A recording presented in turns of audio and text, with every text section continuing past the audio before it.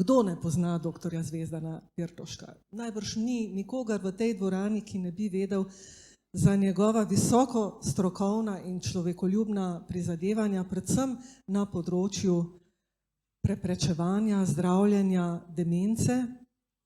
Ampak vi ste verjetno še mnogo več. Nekaj tega nam boste odstrnili, jaz pa bom povedala še eno insajdersko informacijo. Doktor Pirtošek je malo da ne pravkar priletel iz Izraela, kjer je zastopal Slovenijo, pa morda nam poveste tudi, kaj ste resnično tam počeli, poleg vsega, kar ste pripravili. Izvolite.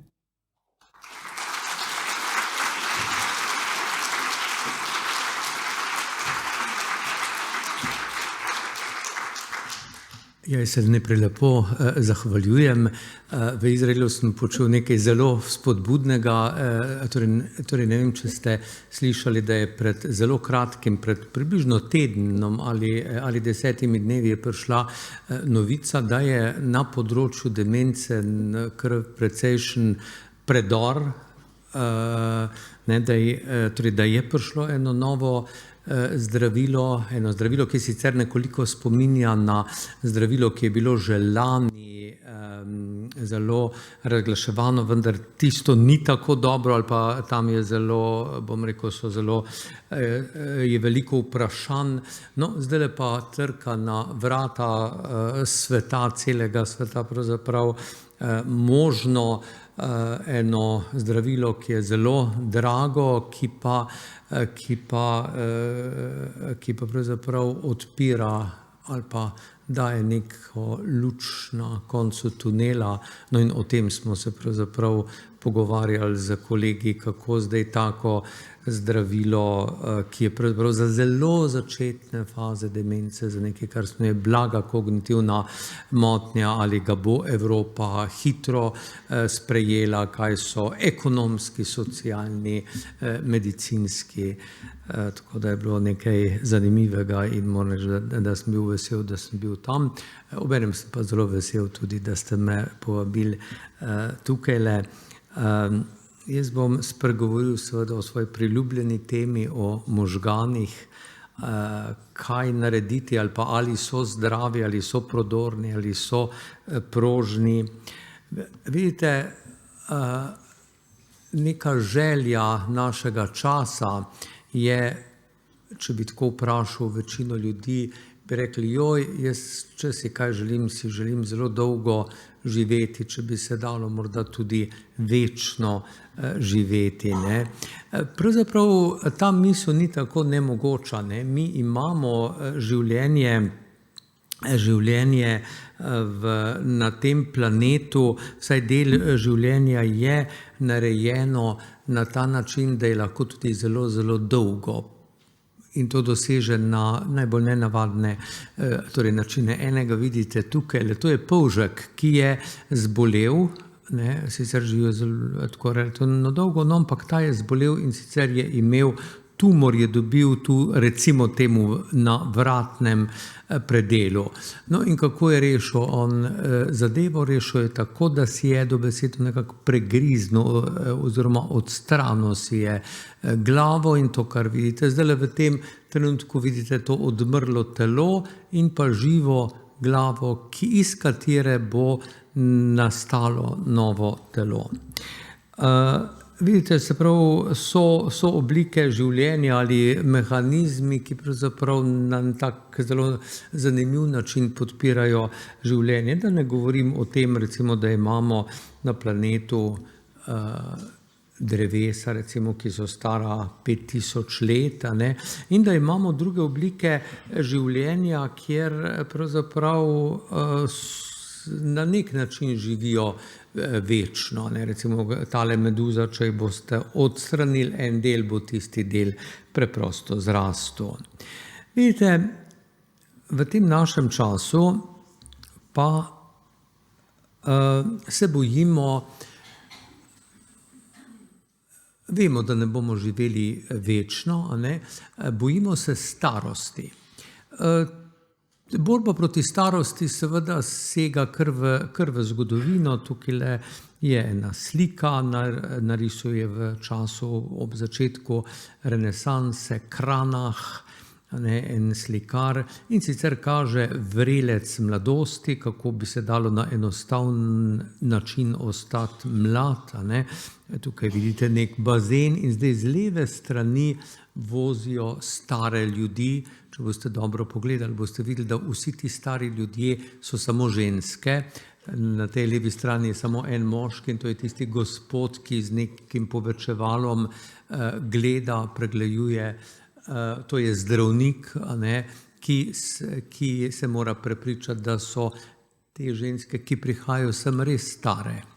No, potem pogledajte, potem vstopijo v ta bazen, v njem zaplavajo in kakor čudež se pravzaprav v tem bazenu pomladijo.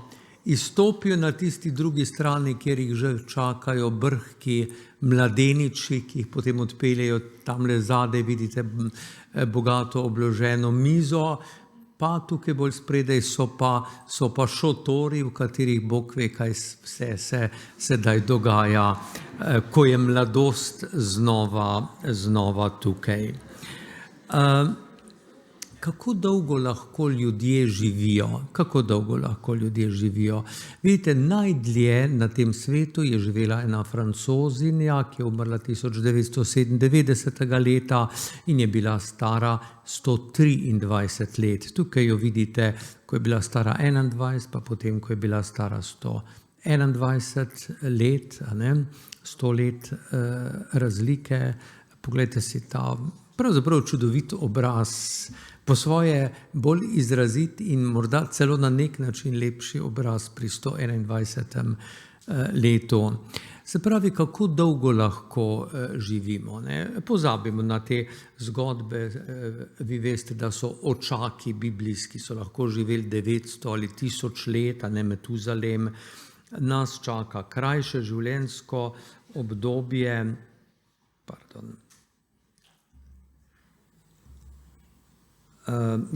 čaka nas krajše življenjsko obdobje, ne 900 let, no vendar je izračun, znanstveniki se na dve skupini delujo, ko razpravljajo o tem, kako dolgo bi lahko živeli. Ena manjša skupina pravi, da če nam bo naklonjena tehnika in bo medicina hitro sprejemala vse nove tehnološke rešitve, da pravzaprav lahko dejansko doživimo metuzalemska leta, 800, 900, 1000 let. Preprosto bomo nadomeščali, že sedaj mi nadomeščamo organe. Vi greste tule po Portorožu in verjetno je kar nekaj ljudi, ki imajo recimo presajeno srce, ki imajo presajena ledvica, ki imajo umetne žile, ki imajo tudi v možganih recimo že globoke možganske stimulatorje in seveda vizija ta je, da bi mi počasi lahko skoraj da vse nadomestili. Druga skupina, večja, pa trdi to, da je v človeka pravzaprav, da smo programirani tako, da moramo umreti. No, zanimivo je, da če so še pred 100 leti ljudje strašno želeli predvsem si dolgo živeti, da bi njihovo telo živelo dolgo, je pravzaprav sedanji čas zaznamovan za nečem drugim. V času, ki ga zdaj živimo, se v razvitih družbah, kamor sodi tudi Slovenija, strahu pred smrtjo telesa počasi umika strah, da bo v globoki starosti naše telo preživelo svoje možgane. Da bomo nekje v neki sobi z 14 infuzijami, kjer bomo dihali, gledali pa nič videli, poslušali pa nič čuli, živeli, morda celo z zelo mladim telesom, morda z telesom, ki bo čudovito izgledalo, ki bo imelo krasne žile, ki bo imelo nadomeščene kosti, ki bodo iz materiala, ki se ne bodo lomili, pa vendarle enega organa nekako ne moremo nadomestiti, tudi vprašanje, če ga kadarkoli bomo lahko, to je To je nek organ, ki ga je Michelangelo tam v začetku 16. leta tako čudovito, kriptično, to sliko rad pokažem. Samo tisti, ki študirajo anatomijo, zgradbo človekovega telesa, bodo prepoznali v podobi Boga, obdanega z angeli in z plahotajočim plaščem, bodo prepoznali prerez možganov. Recimo, če tole pokažemo medicincu 2., 3. letnika, pa ga opozorimo na konture, kateri deli možganov so kje, bo lahko spoznal, da je Michelangelo resnično tukaj narisal možgane. Zanimivo je, to je iz Sikstinske kapele, ta slika, da sta še 2 drugi podobi, kjer je Michelangelo na skrit način pokazal, da zelo dobro pozna anatomijo človeškega telesa. Na eni freski, kjer Bog ločuje svetlobo od teme, je naredil eno podobo možganskega debla in na freski, kjer Bog ločuje vodo od zemlje, to je tisti dan, ko je pač v stvarjenju sveta Bog ločil zemljo od vode, je Boga naredil, zanimivo, v podobi človekove ledvice z sečevodom in sečnim mehurjem. No, ampak kakorkoli vidite, to, da je Michelangelo pravzaprav tisto najpomembnejšo fresko, to je freska zadnjega dne, cel teden je ustvaril ta svet in sedaj zadnjega dne, potem bo počival, se je z roko dotaknil in nastal je Adam. Kakor da bi Michelangelo želel reči, ne človek, mogoče 300 let, seveda ni hotel to reči, to je bilo 300 let pred Darwinom, ampak kakor da bi želel reči, ne, seveda človek, Bog ni ustvaril človeka, človek se je nekako ustvaril skozi mukotrpna 100 milijone let in skozi evolucijo, vendar Bog je dal človeku tisto, na kar smo najbolj ponosni, kar nam je daleč najbolj dragoceno, in to je človekov človekovi možgani. In to je tisto, se mi zdi, kar zaznamuje ta naš čas, da se bolj kot to, da nam bo umrlo telo, bojimo, da nam bodo umrli možgani, telo bo pa ostalo. Vidite, staranje pravzaprav se začne že pred starostjo. Mi na nek način začenjamo izgubljati neke celice že takoj po rojstvu. Tam nekje, ko smo v 4. razredu osnovne šole, že začenjamo recimo izgubljati določene celice, ki nam omogočajo slišati zelo visoke tone. Tam nekje recimo pri 30. Bodo ljudje že opazovali gube in razmišljali, ne vem, o botulinu ali kaj takega. Pri 35. vidimo oster upad plodnosti pri ženskah. Tam nekje, ko bo nekdo 40, ga boste zelo pogosto krat že videli, da pravzaprav čita takole. In tako naprej, in tako naprej. Skratka, vidite, naše življenje začne izgubljati bitko za večno mladostjo z dnem, ko je rojeno. Zdaj, zakaj se staramo? Vzroki so neznani, sta pa v bistvu, kot sem že prej rekel, 2 glavni teoriji. Ena teorija pravi, da bom začel z drugo, da pravzaprav, ko gremo skozi življenje, mi nabiramo počasi poškodbe naših organov, našega genetskega materiala, potem pridobivamo tiste bolezni, ki nas bodo na koncu odnesle, nekega dne, ne vem, imamo visok sladkor, pa dobimo diabetes, pa dobimo artritis, pa dobimo astmo, pa dobimo kasneje Parkinson ali kaj takega, in vse to nam počasi pa zanesljivo kruši naše telo. In medicina se potem proti temu staranju, ki je povzročeno z boleznimi, bori na ta način, da zdravi bolezni. Se pravi, nekdo, ki je starejši, pa bo imel in astmo, in diabetes, in parkinsonizem, bomo zdravili astmo, pa diabetes, pa parkinsonizem.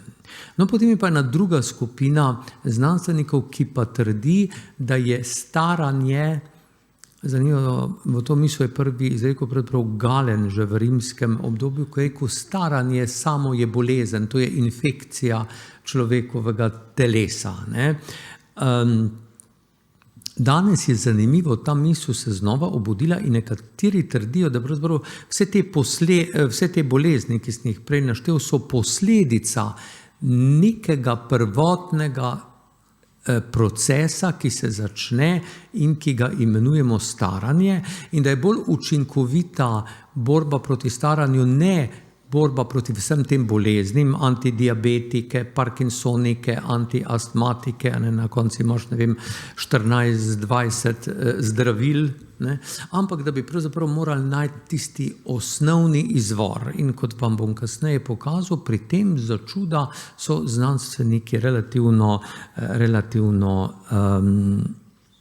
uspešni.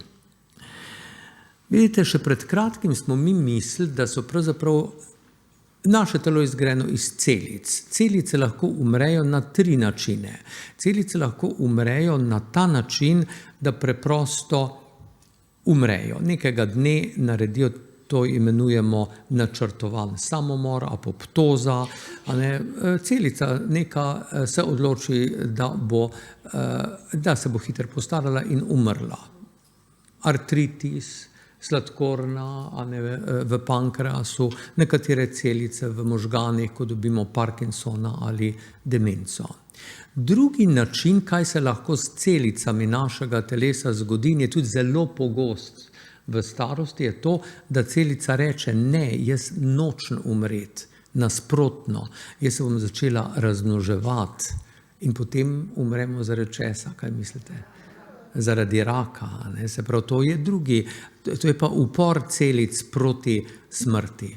Zdaj, pred kratkim smo pa se naučili to, da imamo še tretjo možnost, za katere se celice lahko odločijo, vidite, in to je pa ta možnost, ki nas pripelje v starost, ki potem kjer počasi nekako izgubljamo iz dneva v dan.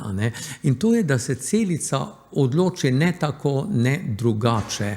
V znanstveni literaturi jo imenujemo zombijevska celica, lahko si predstavljate, zakaj. Te celice niso ne žive, ne mrtve. Pač preprosto ostanejo tam, rečejo, ne bom umrla, ampak sem pa tudi tako nemočna pa stara, da ne morem več delati.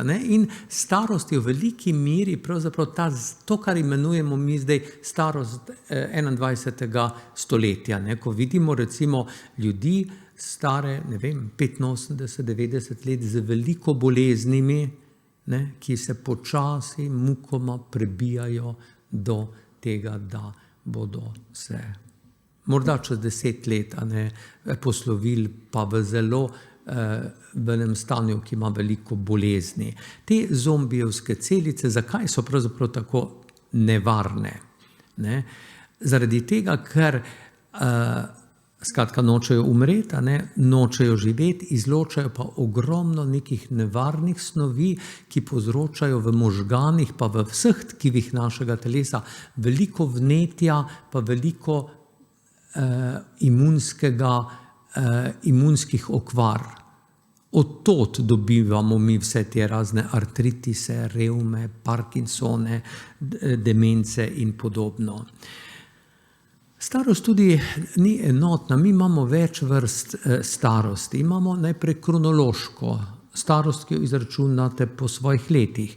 Imamo biološko starost, ki je zelo pomembna za zdravnika.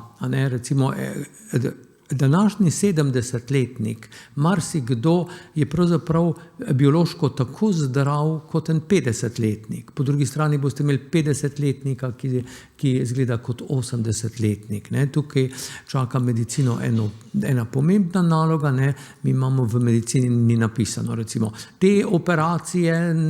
ta operacija je kontraindicirana pri bolniku, ki je starejši od 65 let.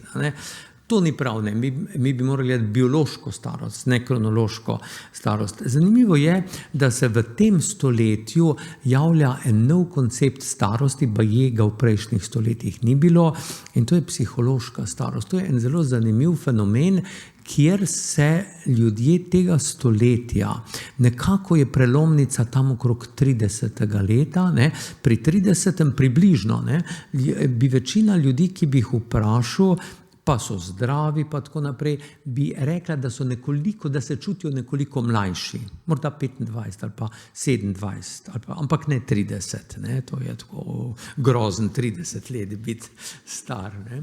Potem pa, ko leta tečejo, se pa ta psihološka pomlajenost daljša. In recimo, če boste vi vprašali nekoga, ki je star recimo 65 let, pa je zdrav, pa tako aktivn in tako naprej, on se nikakor ne bo čutil 65, ampak bo rekel, jaz se čutim tam nekje, ne vem, 50 let. Ne.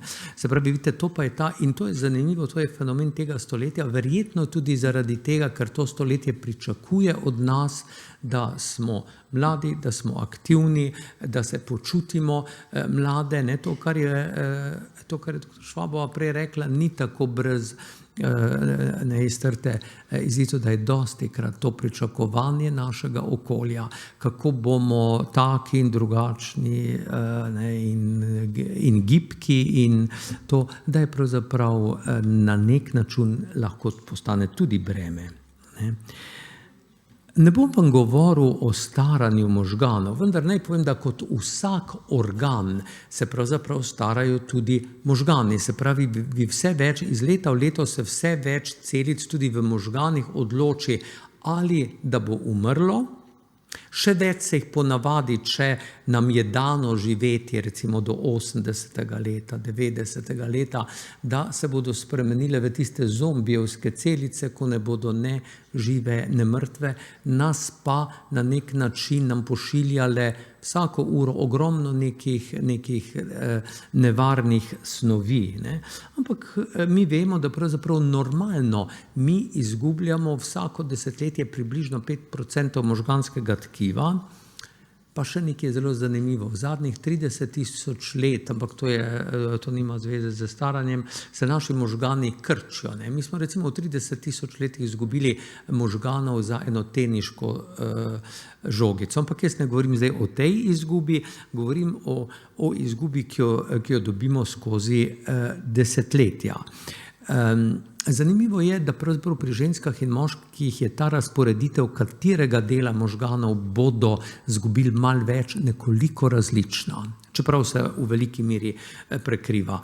Pri moških je bolj prizadet tale mal sprednji del možganov, ki je strašno pomemben, veste, za to, da se hitro odločam, za neko multitasking, za to, da sem nekako odziven, da se znajdem v situacijah.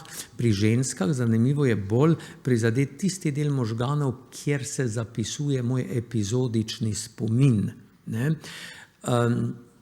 Tako da ni čudno, to dostikrat vidim v ambulantah, a veste, če ostane moški sam, recimo po 65. letu, je lahko veliko bolj nebogljen kot pa ženska, ki se morda ne bo spomnila, bo imela slabši spomin, vendar bo v praktičnem življenju nekako funkcionirala. Ne? In zaradi tega je tudi recimo demence, se pravi pozabljivost, jih je več pri ženskah. In zaradi tega, ker za starost je bolj občutljiv ta del možganov in tudi zaradi hormonskih razlogov. Ne, takole, vidite, nastanejo, potem se možgani krčijo, tam, kjer so prej bili možgani, so sedaj luknje. Ne. No, vidite, in tukaj vidite pa sliko možganskih celic. Od vseh ostalih celic v človeškem telesu se možganske celice razlikujejo po tem, da imajo ogromno izrastkov, ogromno ročic, ogromno povezav, do 10 000. In zdaj si predstavljate, imamo približno 87 milijard možganskih celic in vsaka ima do 10 000 povezav, število permutacije osupljivo in tukaj je ta naša čudovita sposobnost človeka, homo sapiensa, da recimo je bitje, ki iz Lune opazuje Zemljo in sanja o svoji bodočnosti. Kaj se zgodi? Vidite, te celice se želijo med seboj povezovati in če se povezujejo, bomo pametnejši, se bomo bolj zapomnili, bomo bolj spretni, bomo lepše videli, bomo bolje slišali. A ne? No in z starostjo se nam pravzaprav sposobnost teh povezav nekoliko manjša, zaradi tega smo fiziološko nekoliko počasnejši v razmišljanju, nekoliko počasnejši v hoji, nekoliko počasnejši v zaznavanju. A ne? Zlasti, potem vidite, nekoliko se nam prekrvavitev oslabi, žilje postaja bolj krhko in ne omenim še nekaj, da možgani so zaščiteni z eno zelo dragoceno opno, imenuje se žilno-možganska bariera in preprečuje, da bi recimo nekaj popijemo, nekaj pojemo, kar bi lahko močno škodovalo tako občutljivemu organu, kot so možgani, in ta bariera bo preprečila, da bo ta snov prešla iz krvi v možgane. Ta možganska bariera sčasoma popušča in vse več se v naših možganih odlaga, bom zdaj malo pretiraval, pa bom rekel neke smeti, neke stvari, ki ne sodijo v možganih. In tukaj lepo vidite, to je neko slikanje posebno, ki pokaže tam zgoraj levo, pogledajte, tu smo mladi, tu smo stari 20 let, nekako čisti so naši možgani, naša možganska bariera se krasno bori, lahko tudi, ne vem, kaj čudnega pojemo ali pokadimo, ali ne, ampak to se bo ščistilo iz možganov. Tukaj vidite, tu smo starejši in tudi, če zelo zdravo živimo, neke stvari v možgan ne prihajajo. In to so neke beljakovine, vidite znova, to so možganske celice, tukaj je samo schematizirane, so te povezave so sicer dolge in kot sem rekel, do 10.000. Poglejte, kaj se zgodi, ko smo starejši, zlasti pa, če nas čaka demenca. Med te naše celice se začnejo kar odlagati neke beljakovine, ki na to pravzaprav zadušijo te naše možganske celice. Ne? Potem pa mi imamo v možganih ene posebne tekočinice, imenujemo jih nevrotransmiterji. Če bi človek pogledal tukaj noter, v našo Lobanjo, kjer imamo tako bogat ta svet, toliko imamo slik, toliko imamo spominov, toliko imamo želja, to je tako en krasen, bogat svet, ki je tukaj nekje za našimi očmi. Ne? Če bi ga pogledali strogo znanstveno, kaj bi videli? Mi bi videli pulze elektrike in kapljice nekih nevrokemičnih tekočin, ki prenašajo, ki vzburjajo različne dele možgane. No, te tekočinice imenujemo biokemični prenašalci, ker prenašajo informacijo od enega dela možganov pa do drugega. No in recimo dopamin je zelo pomemben, da se gibam. Če bom imel manj dopamina, se bom upočasnil. V skrajnem primeru bom dobil Parkinsonovo bolezen. Serotonin mi je zelo pomemben za moje razpoloženje. Če bo premalo serotonina, bom padel v depresijo. Acetilholin je zelo pomemben za moj spomin. Če bo premalo acetilholina, bom dobil Alzheimerjevo demenco. Noradrenalin, zelo pomemben recimo pri adrenalinskih športih, se pravi, zakaj je pomemben pozornje za usmirjeno pozornost, za hipno reagiranje in če bom imel manj adrenalina, bom seveda nekoliko upočasnjen, bolj apatičen, manj se bom odločal, kot se mladi ljudje v hipno odločajo za, ne vem, zdajle bom pa skočil tjale dol, pa kar bo, pa bo, ali pa ne vem, bom zapeljal tule 220 km/h, pa sej bo vse v redu. Vidite, zdaj pozabite na kompliciranost tega, kar bi vam rad povedal, da če pogledamo samo miselne funkcije naših možganov, bomo videli, vidite, to so različne naše sposobnosti, a ne, recimo, kako lahko računamo, kako si zapomnimo, kaj so definicije predmetov, kako se prostorsko orientiramo, kako lahko multitasking torej delamo. Ne? Tukaj samo kaže na to, da različne naše sposobnosti, da ne upadejo vse enako, pa enakomerno. Nekatere zadržimo globoko v starost, nekatere že v srednjih letih začnejo propadati. Vidite, spomin, nam z leti oslabi predvsem epizodični spomin, kaj je bilo predvčerajšnjim, kaj je bilo pred letom in pol in tako naprej. Zanimivo, da semantični. Zdaj pa pod pogojem, da smo zdravi, pa da smo otroško radovedni, pa da radi čitamo, pa da radi nove stvari spoznavamo. Torej semantični spomin se pa od srednjih let v starost krepi in v zelo pozni fazi upada. Kaj je semantični spomin? To, da vem, recimo, kaj je to, kaj je beseda horizont, to, da vem, kaj je glavno mesto Francije. Ne? To so semantični spomini. Pozornost bom zelo poenostavil, pa bom rekel, da imamo dve vrsti pozornosti. Ena je razpršena, zelo jo vidite, recimo, ko brskate po internetu ali pa ko morate biti pozorni na veliko stvari, zelo je bila pomembna, ne, čeprav zdaj v glavnem pljuvamo, torej po njej pa rečemo, da mi škoduje, ker mi internet to pokaže, pa ono pokaže, pa pozabim, kje sem bil, pa grem na nekaj drugega, vendar ne smemo pozabiti, da to je pomembna pozornost, bila je zelo pomembna pozornost recimo v naši evoluciji, ko smo morali, recimo pred 3 milijoni let v afriški savani ves čas lepo biti na to pozorni, na ono pozorni, gledati, kje so mladički, ne vem, pazi tamle, a bo prišel lev ali ne, in ta razpršena pozornost nam lahko zelo služi v življenju. No, druga pozornost je pa tista, ki jo vi potrebujete, če v enem dolgem, deževnem vikendu želite prečitati, pa se nekaj naučiti, recimo iz usode Ane Karenine. Ne? Tam vi ne boste mogli takole prečitati, ne, povprek vsak 10 stavek, ne? Če boste želeli živeti, razumeti recimo človeško usodo, ki je seveda brezčasna, nekoga, ki zapusti svojega otroka, zapusti svojega moža, se vrže pod vlak, ne. To vrstne usode. Skratka, če ste želeli nekaj v življenju razumeti, potem boste potrebovali zelo poglobljeno pozornost, ki jo boste morali vzdrževati. No in zanimivo je, da z starostjo nam če se potrudimo, nam ta usmerjena pozornost lahko ostane in na njej bi morali predvsem graditi, kajti ta hitra, predvsem kot multitasking, nam bo odšla. Ne, jaz rad dam primer, veste, recimo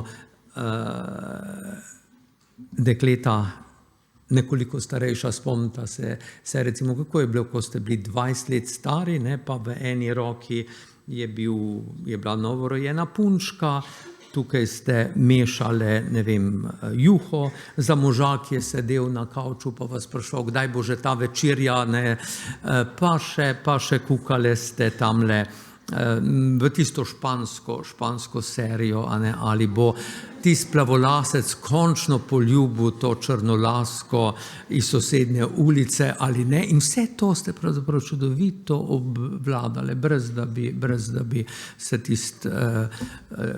tista jed, skratka, a ne, da bi bila pokvarjena. Mož je bil zadovoljen, otroček ni več jokal, pa še tista plavolaska res končno v tej seriji pa on ga poljubila. Ne. Vidite, zavrtite čas 30 let naprej, a ne, stare boste 50, 60 let in naenkrat in boste delali e-maile na računalniku, pa vas bo mož samo nekaj vprašal, ne, in naenkrat se boste čuli se. Pa daj me zdaj pusti primer, a ne vidiš, da delam tule e-maile, ne morem in e-maile in tebe in vse skupaj. Vidite, to je zaradi tega, ker nam upada, ne da bi nam upadla sposobnost, torej vsega tega vendar nismo sposobni tako hitro. Ne.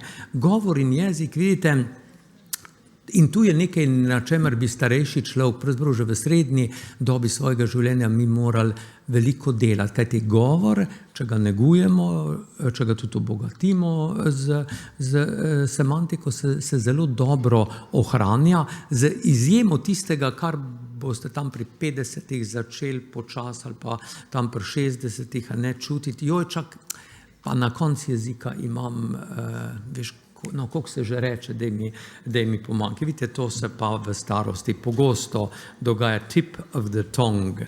Ne? Vidite, ampak medicina je pravzaprav, tile miti, ki vam jih bom zdaj naštel, so bili zelo prisotni še, ko sem jaz bil recimo študent medicine, tam nekaj druga polovica 70-ih let, a ne, vse je resnično tudi v medicinskih učbenikih, a ne, je bilo napisano, da pač z starostjo inteligenca gre, da ne moreš pričakovati od enega starčka, da bo tako lepo, počas ga sprašuj, vsakega, ne, počas ga sprašuj, bo do njega prijazen, pomagi mu z besedami in tako naprej, a ne. A veste, popoln neka patronizacija tega, ne. Da z leti izgine libido, Bog ne dej, da bi se pogovarjali o spalnici ali o čem drugem, da je žalostna starost, starejši so bolj depresivni, ampak gledajte, to je treba vzeti z nekim dostojanstvom, pa nič preveč jamrati, ne. Seveda boš torej seveda boš osamljen, ampak to moraš dostojanstveno lepo sprejeti. Ne. Nikakor se ne more od tebe pričakovati, da boš ustvarjalen, ne. Mogoče boš fajn tiste krpice v kuhinji, boš jih lepo v take čudovite trikotnike zložil, ne bo se pa od tebe mogli pričakovati nekaj drugega. Seveda starostjo postaneš virsko zaslepljen in se ne moreš prilagoditi na nove situacije. Vidite, še pred 40 leti, ne, je bilo to znanje, ki smo se ga učili noter v medicinskih učbenikih. Vidite, in takrat se je tudi medicina, recimo, če se je ukvarjala z motnjami spomina, se je res, jaz kot mlad zdravnik, jaz nisem videl zdravih starih ljudi. Ali starih ljudi, ki so bili stari 90 let, pa so šarmantni in se z njimi da čudovito pogovarjati. Spomnite se Borisa Pahorja, pa Štuklja in tako naprej. Ne, medicina je videla tiste ljudi, ki so bili zelo izčrpani pri 50 letih, tik pred penzijo, takrat je bila penzija 55 let, so bili čist iztrošeni in globoko dementni. Danes medicina z neko radostjo in presenečenjem odkriva, da je starost lahko zelo kvalitetna, lahko zdrava, lahko dolga in to dolgo zdrava, da motnje niso neizogibne. Veste, če imamo mi 10 70-letnikov tule, pa 10, recimo 20-letnikov, in bodo zdravi ti starostniki, potem še vedno približno 20% teh, ki so 70 let, bo naredilo vse tako dobro in tako hitro, kakor tudi tile 20-letniki. Ne?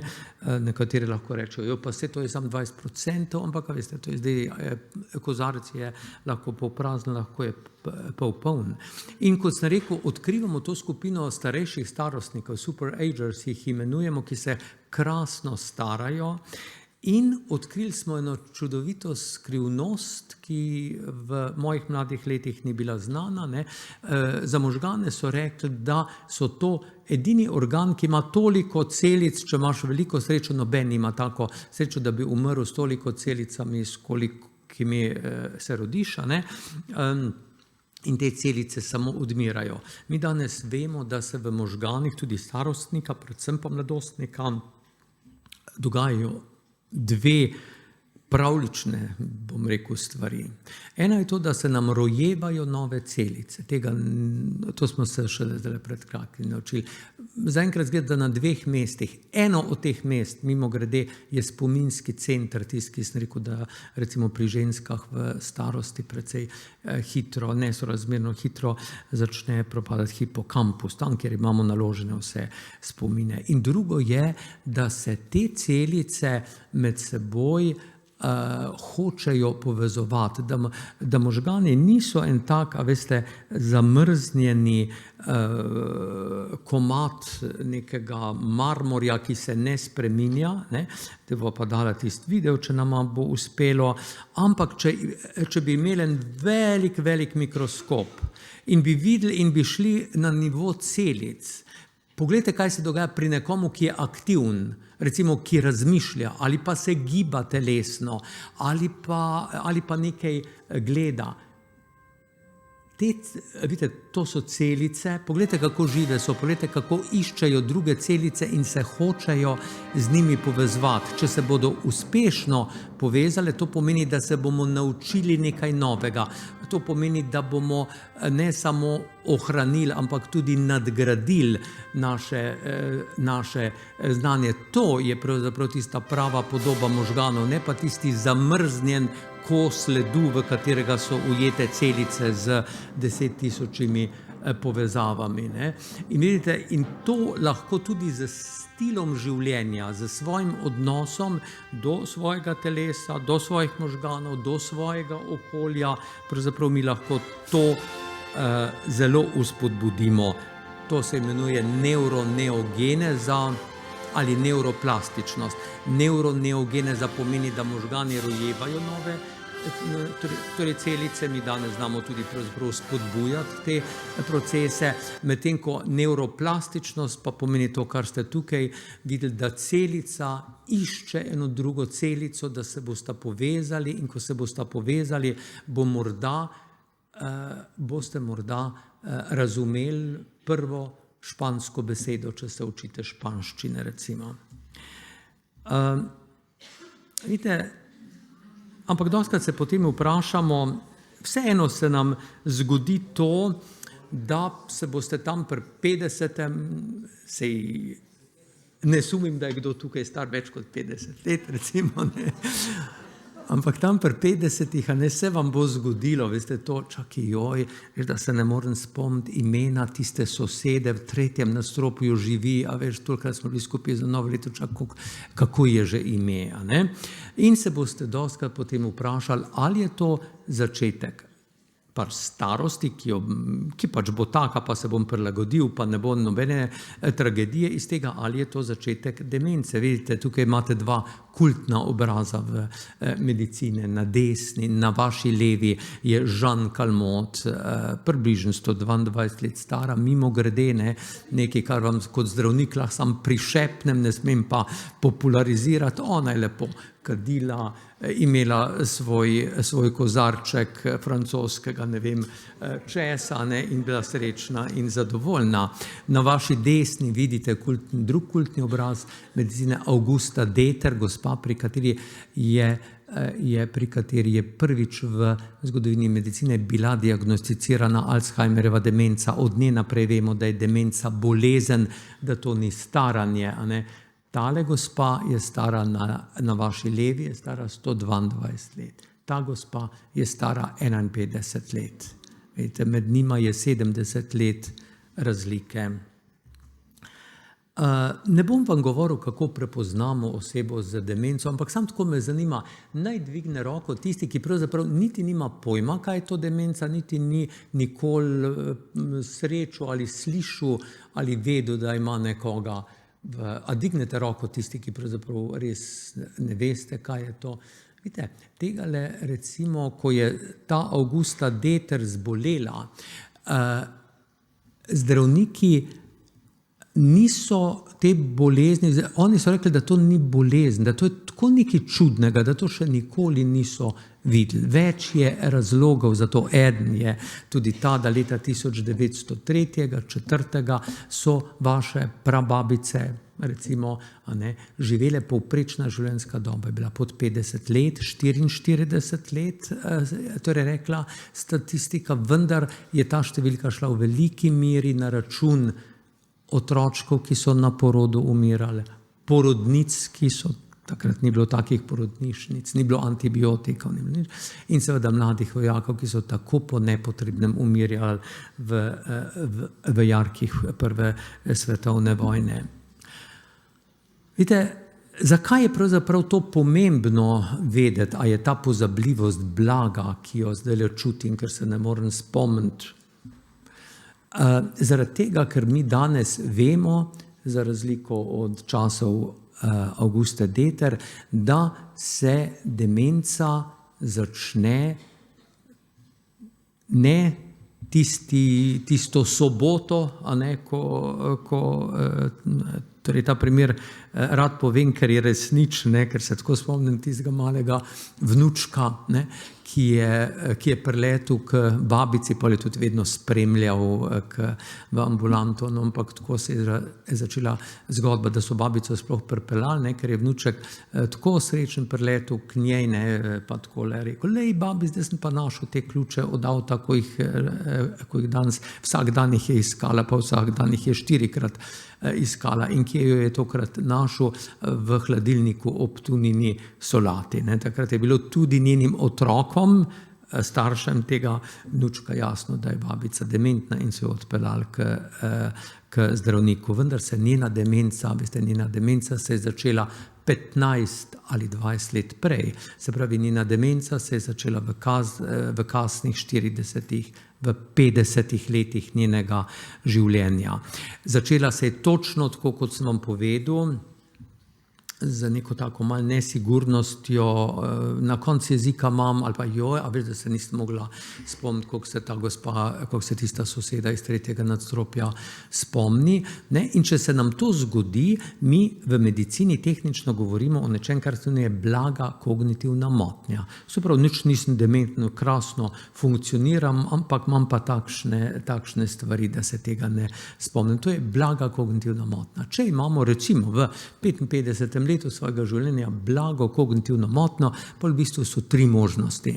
Ena možnost je, da nas je življenje, veste, življenje ima up and down. Včasih v življenju smo po 2 do 3 mesece zaradi različnih razlogov čist dol.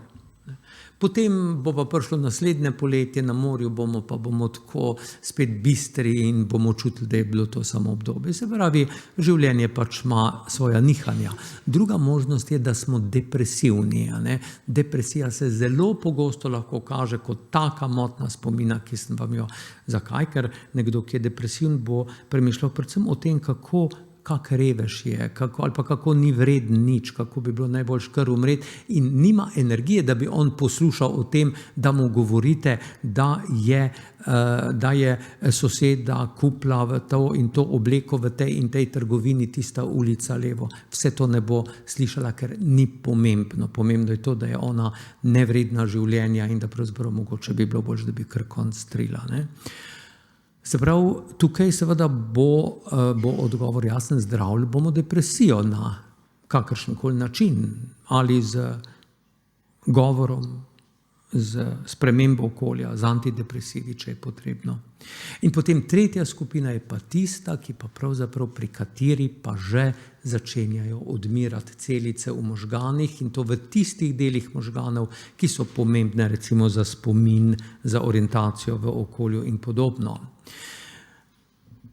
To je verjetno bil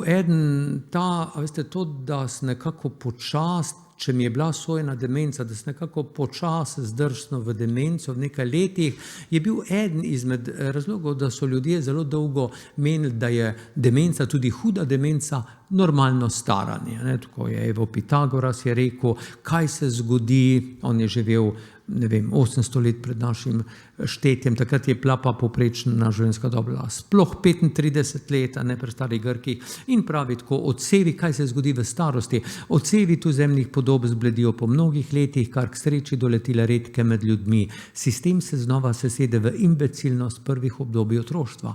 On opisuje demenco, ne zdravo staranje. Če boš ti zdrav star, se nikoli ne boš sesedel v imbecilnost prvih obdobij otroštva.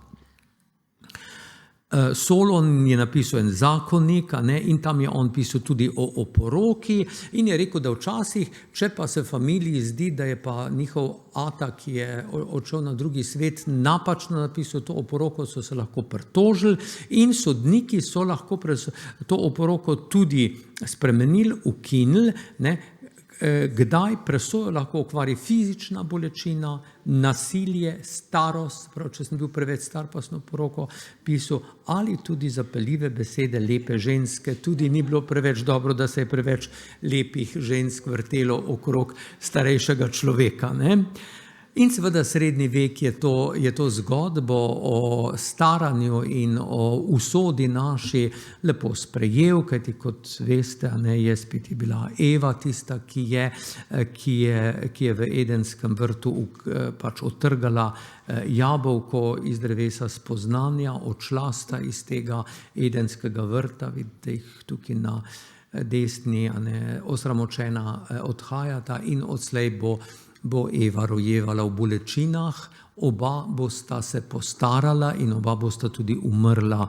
Mimogrede, zakaj sem se ravno, tudi to je Michelangelo, zakaj sem se ravno za to sliko odločil. Večina scen, ki jih boste gledali, kako izgon iz raja to temo, ne boste videli, pravzaprav zelo, bom rekel, zelo patriarhalno. Eva je tista, ki tam tista kača nekaj govori in Eva vzame jabolko in pogubi celotno človeštvo na večne čase.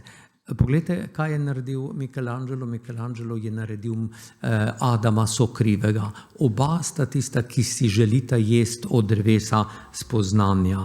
No, ampak vidite, tako da to je bilo normalno, da so rekli, ako si star, pač, ne vem, izvirni greh in boš pač na ta način umrl.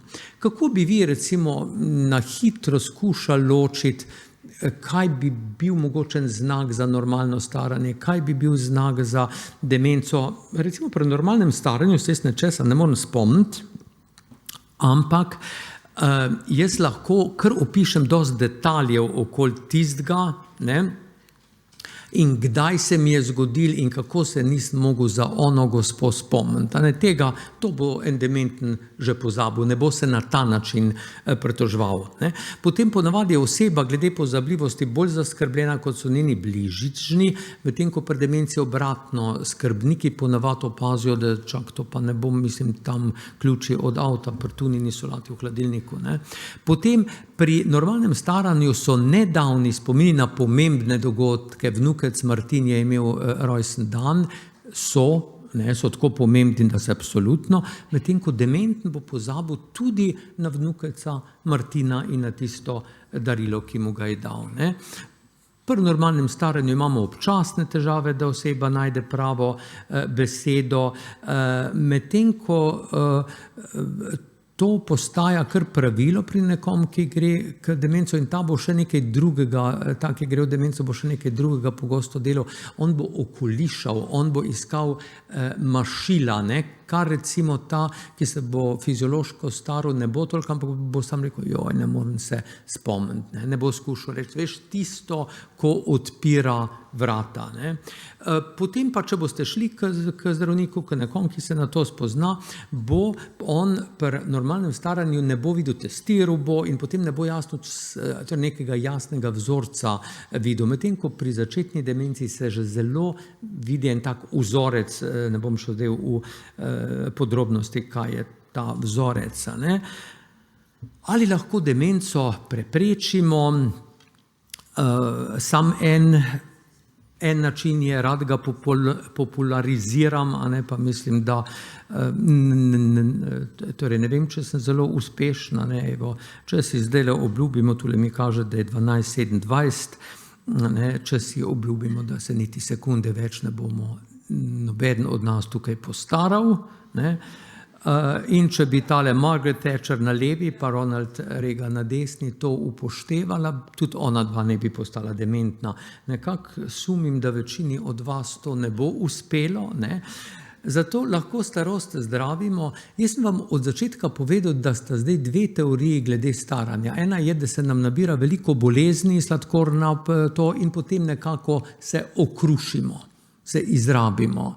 Druga pa je, da pravzaprav se nekoč v nekem trenutku začne proces staranja, ki bi ga mi lahko zavrli in pol kasneje do vseh teh bolezni ne bi prišlo. Se pravi, zdaj ne govorimo več o zdravilih za demenco, za sladkorja, ampak o čistenih drugih zdravilih. No in ta zdravila, ki naj bi staranje ob samem korenu zadela se imenujejo senolitiki, no in medtem ko pri človeku, ki jih tudi zdaj so začeli uporabljati, trenutno ne kaže kaj veliko, so prav dramatični uspehi za temi senolitiki bili doseženi recimo pri miškah. To je ena znana študija, kjer je katera miška, mislite, da je mlajša, desna ali leva? Desna. Ne? Obe sta enako stari, obe prihajata iz istega genetskega gnezda. Tista je bila zdrava z enim senolitikom, ta pa se normalno stara. No, in imamo vsaj 3-4 senolitike, ki jih zdaj tudi pri ljudeh preskušajo. Veste, kaj je glavni problem senolitikov, ki izgleda, da je pri človeku veliko bolj prisoten kot pri miškah? To je, da se potem celica tako, bom malo poenostavil, tako razveseli tega življenja, da se kar razmnožuje, ne? In mi se potem bojimo, da bomo vzeli senolitike v upanju, da bomo mladi, dobili bomo pa tumorje po raznih delih telesa. Lahko staranje ublažimo. Vidite, najprej moramo biti rojeni staršem z dobro genetiko, ampak tu smo, kjer smo.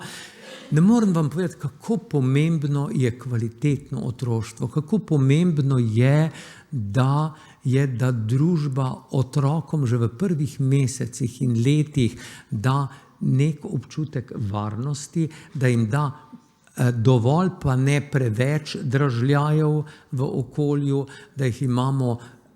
da jim res pokažemo, da jih imamo radi. Ne? Vidite, tule sta dve sliki možganov, ena, kaj mislite, in spet vam bom dal, enako sta stara, ista generacija in tako naprej. Eden prihaja iz precej, bom rekel, prijetnega okolja, kjer ga imajo radi, kjer je varen, kjer se igra, kjer se izobražuje, posluša ali pa morda se celo uči instrumenta. Eden pa prihaja iz zelo neprivilegiranega, revnega in tudi tako neprav emocionalnega. Kater mislite, kater? Ja, ne, vidite, fizično so manjši možgani, se pravi, že začenjamo v otroštvu. Ne. Potem bi bila ena možnost, da se, vidite, 5 modrih con imamo na svetu, kjer ljudje praviloma, ogromno ljudi živi, kjer si ti, ko 100. leto dosežeš, pravzaprav si nek mladenič. Ne? In ljudje tam bodo živeli praviloma tam nekje 105, 107, 108 let. Ne? Ena je na Japonskem, ena je na Sardiniji, pa v Grčiji, Ikariji, Loma Linda in peninsula de Nicoya, kjer je ogromno, no in zdaj medicina dela ogromno, da raziskuje, kaj je v teh okoljih, a so to geni, a so to ribe, recimo neki stvari imajo vsa ta okolja skupaj, recimo to je, da so precej ruralna, ne, da se ljudje gibajo po nekih hribčkih, za svojimi kozami letijo, ker je tista kozica ušla zdaj tja, da jedo veliko, to so ponavadi neka obmorska okolja, a ne, veliko mediteranske ali pa morske prehrane. Zanimivo je, odkrili so, da so to neka področja, kjer precej pihlja, ne, kjer predvsem ni onesnaženja in še veliko teh stvari. In to je zdaj recimo, kar znanost dela. In pa se seveda, če sem rekel, da recimo kot mlad zdravnik sem videl samo ljudi z hudo demenco, katerih možgani so bili že pogorišče, pa se zdaj zavedamo, da pa so med nami, pa niti ne tako malo ljudje, ki so super zdravi, še globoko v starosti, in zdaj jih skušamo mi raziskovati, kaj je v njih. Kaj pa vemo, kaj pa študije jasno pokažejo, kaj lahko naredimo, da recimo demence ne moramo, veste, če nam je zapisana v knjigo življenja, Alzheimerjeva, govorim za Alzheimerjevo, potem jo zaenkrat, ko le kaže, jo boste dobili. Ne? Ni možnosti, da je ne bi dobili. Vendar z določenimi življenjskimi slogi se zdi, da jo lahko za par let potisnemo naprej, a ne? In tudi tiste mejnike, veste, kaj so mejniki Alzheimerja, recimo dan, ko ne morem več sam živeti, dan, ko več ne prepoznam svoje hčerke, dan, ko moram iti v dom, a ne? Dan, ko ne znam več jesti. tudi če mi dajo vilce, žlico, jaz ne vem, kaj bi s tem delal. Vidite, in nekaj študij je pokazalo, pa vam bom zdaj samo tako na hitro pokazal, ne, so zabavni diasi, vendar temeljijo na dobrih študijah. Najprej se je pokazalo glede stresa. Stres je strašno pomemben. Ne? Če imamo mi kratkotrajni stres, je to dobro. Nekaj ur, nekaj dni, bolj bomo borci, borili se bomo, ne? Znali se bomo zase potegniti. Če je to stres, ki je mesece in leta, skrbeti za partnerja, ki ima raka, skrbeti za očeta, ki ima Alzheimerjevo demenco, skrbeti oziroma biti zaskrbljen zaradi otroka, ki je zasvojen od heroina. Ne? To so pa kronični stresi in ta kronični stres nam sproži nek ciklus v telesu z kortizolom, z nadledvično žlezo, ki nam bo fizično uničila tiste celice v hipokampusu, v našem spominskem centru. Vsak, če je bil kdo med vami v kakem kroničnem stresu, dolgem, se bo spomnil, da so obdobja, ko se ničesar ne spomne. To so praznine, ki jih imamo. Se pravi, moj nasvet bi bil, ampak začnite že zdaj v srednjih letih. Veste, zelo malo stvari je, ki so vredne kroničnega stresa. Zelo, zelo malo. Seveda skrbeli boste za Alzheimerjevega očeta, pa če ste edina hčerka ali pa če brat noče nič pomagati, bo vse na vas. Ne? Vendar prepoznajte, prepoznajte ta stres, skušajte si najprej sami pomagati, karkoli je. Ali je to molitev, ali je to sprehod po gozdu, ali je to meditacija, ali karkoli. Če vam to ne uspe, pejte k strokovnjaku. Ne? Drugo je, da imate kosilo v Piranu oziroma Portorožu, moral bi sliko menjati, ne? In vedno rad povem, jaz sem iz Celja, tako bi vam rad priporočil to mesto celjskih grofov, ne? Vendar sta vsaj dve stvari, zakaj je boljše, da ste tukaj. Eno je, da ima Celje zelo onesnažen zrak in da so študije jasno pokazale korelacijo med tem, koliko kilometrov ti živiš od avtoceste, recimo, ali pa od cinkarne, pa koliko demenc, koliko je možnosti, da imaš demenco. In drugo je to, dve dieti sta se pokazali, večina študij kaže, da lahko pomaknejo malo to našo pozabljivost. Ne? Eno je tale mediteranska dieta in druga je neka zelo podobna, Američani jo imenuje se MIND, M-I-N-D, MIND, je pa v bistvu kot kombinacija mediteranske pa tiste za pritisk, se pravi malo slane, a ne da. To je tisto, kar sem vam prej povedal, če boste še dolgo v življenju. A veste, kaj je skrivnost? Jaz mislim, dajte, odkrite spet otroka, ne otroka v sebi čist pokopati. Ne. Najte otroka v sebi, tistega, ki ga tako, veste, mislim, torej gledate tiste male otroke in naenkrat on vidi nek bleščeč papir, ne vem, od nekih bombonov na tistem travniku in to je zdaj zanj tako čudovito odkriti in letiti in se čudi in ne vem, ali pa je to mravljica ali kaj takega, seveda vi se ne boste čudili temu staniol papirčku, ne? Ampak je pa toliko drugih stvari, veste, ki jih lahko ohranite in jih negujte. Zdaj, ena izmed skrivnosti je, da naj bodo to stvari, ki so relativno nove. Ali pa ne samo tiste, kjer ste dobri. Ne? Recimo, celo življenje uživate se, ne vem, znate že 6 jezikov, zdaj se boste pa še grščino naučili. Ne. V tem primeru, ne vem, se potopite, ne vem kaj, v notranjo mašinerijo avtomobila ali pa kaj takega. Skratka, nekaj, kar je, ali pa ne vem, kuhati japonsko prehrano ali pa kaj takega. Ne bo nekaj novega. Ne? Vidite, to so res skozi civilizacije različni bogovi znanja. Ne? Vidite, zakaj sem omenil tu jezik, ker je ena izmed najboljših študij, ki je pokazala, kako lahko odlagamo ta svoj spominski upad, je, če se ti učiš tujega jezika, ampak znova ne samo, da memoriziraš, ampak ti moraš biti v neki smiselni gramatiki, biti sposoben povedati en dost kompleksen stavek. Ne? In je zelo propagiram, da se naj Francozi, Izraelci, Američani začnejo učiti slovenščine. Zakaj? Ker seveda mi smo zelo kompleksni jezik, imamo tudi dvojino noter. Ne?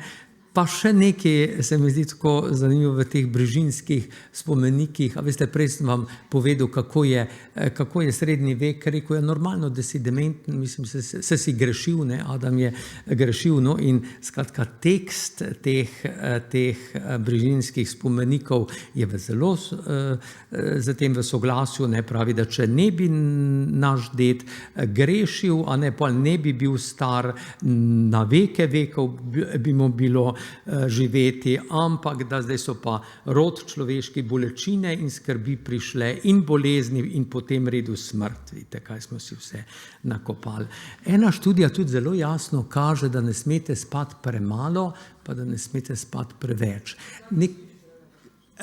Preveč, recimo, študije kažejo več kot 9 ur.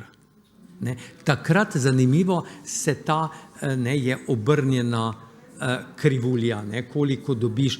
Če zelo malo spiš, se ti možgani iznucajo, a ne, celice propadajo, potem je tu nekje 6, 7, 8, 9 ur, ne, potem po 9 urah pa znova se vse spominski centri iz nekega čudnega, nam še neznanega razloga začne slabo delovati. In kot smo slišali danes in zelo lepo tudi izvedli, a ne, gibajmo se telesno. Če se mi gibamo, naši možgani izločajo neko snov, imenuje se neurotrofični faktor. To je neka snov, ki nam bo spodbudila ta proces, ki sem vam pokazal, da se bodo nove celice rojevale in med seboj povezovale. Ne. No in se pravi, ni treba ravno veslati tudi na maraton, ni treba za Borutom Pahorjem ga poskušati doseči.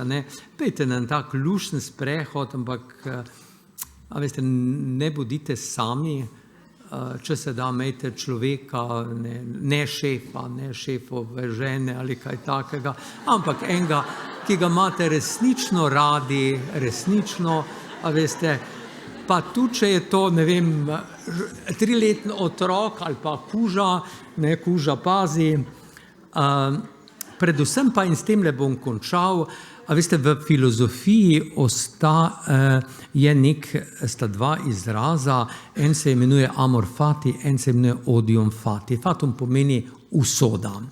Študije jasno kažejo, da tisti ljudje, a veste, vsem nam, nekaterim bolj, nekaterim manj, se bo zgodilo, da bomo imeli težko življenje, da bomo imeli morda neke bolezni, da nam bo morda nekdo umrl in bomo pretreseni in se ne bomo mogli dolgo časa postaviti po konc. Vsak bo imel neko svojo malo usodo, bolj ali manj zapečateno. A veste, kje to zelo vidim? Recimo, jaz delam veliko z bolniki s kronično možgansko boleznijo, recimo Parkinsonova bolezen. Kako včasih nekateri ljudje, ki so hudo bolni, ampak vzamejo to kot del te njihove življenjske izkušnje in zelo je pomembno, da učuvamo nek humor, da učuvamo neko pozitivnost v vsem tem, karkoli je. Ne? In potem imam druge, ko imajo mogoče minimalno bolezen, malo se treso ali kaj takega, ampak zdaj je konec sveta je za njih, konec sveta je za njihovo familijo, stalno iščejo samo to, koliko je to grozno, kaj je to grozno, pa s tem niso zadovoljni ali ne. Študije jasno kažejo, če boste vi prevzeli to svojo filozofijo amor fati, prav, to mi je hudo, to bolezni imam, ampak to pa to lahko naredim, malce iz tega poheca, skušaš biti optimist. Ne? Kvaliteta življenja pravzaprav je najbolj pri teh kroničnih možganskih boleznih, veste, ni odvisna od tega, koliko si ti motorično prizadet, ampak ali si depresiven ali ne. In graditi nek amor fati in odium fati pa pomeni, da sovraži svojo lastno usodo, sovražiš in sebe in svojo pot in vse ljudi, ki so to naredili, da si tako bolan, da si tako bogi. Vse je res, veste, ampak to, da filozofsko človek, zdaj govorim bolj z stališča staranja, starosti, nekaterih bolezni, Alzheimerjeve bolezni, veste, še ne moremo preprečiti, lahko se kot družba, kot posamezniki, kot otroci teh staršev, kot žene, kot matere na to pripravimo in lažje bo vsem nam, a ne, če bomo kot svojo življenjsko filozofijo vzeli amor fati in ne odium fati. Hvala lepa.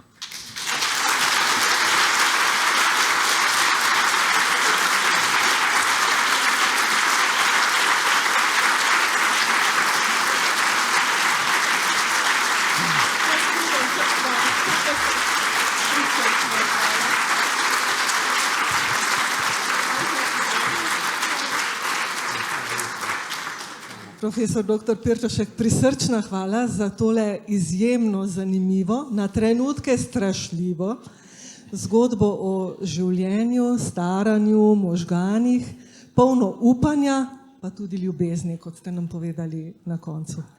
Vsem nam in vam želim veliko dopamina in vseh tistih pozitivnih reči, na katere lahko vsaj amorfati in verjamem, da nam marsikaj lahko vplivamo tudi s pomočjo učenja, kar mi vsekakor zagovarjamo in kar ste tudi vi izpostavili. Vse dobro vam in vse dobro nam vsem.